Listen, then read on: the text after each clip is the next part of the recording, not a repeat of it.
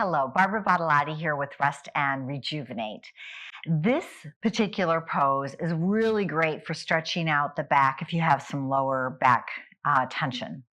Of course, with any of these, if you have any disc issues or any back problems, please be mindful, be aware of how you feel, and consult your medical practitioner if necessary, and make sure that it's safe for you.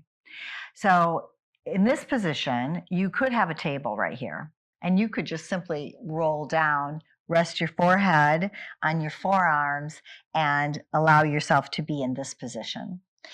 For this demonstration, though, I would love to be able to give you this full version because it also acts as an inversion to allow some blood flow to the brain, oxygenated blood flow, especially because you're going to be breathing deeply. You can sit on the edge of your chair, and whatever chair you decide, make sure it's stable, that it doesn't have wheels, it's going to roll out underneath you or anything. And your legs can be as wide apart as possible. That feels comfortable for you. You're going to inhale and lengthen the spine. And then as you exhale, relax the chin to the chest. Rolling down, rolling down. You can use your arms and hands to help support you, even your forearms on your thighs. And this may be your edge where you feel like, okay, this feels pretty good. But if you can continue gradually to allow yourself to move into this forward fold, again, being really mindful of how your lower back feels and letting yourself release and relax. This is a wonderful reversal to gravity for all the facial muscles. And it may only just be 30 seconds that you can stay here, but gauge yourself on how you feel.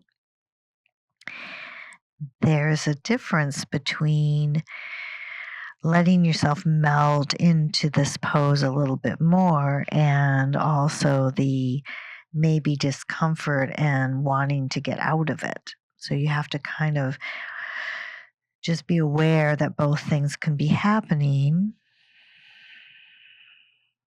and determining what is best for you.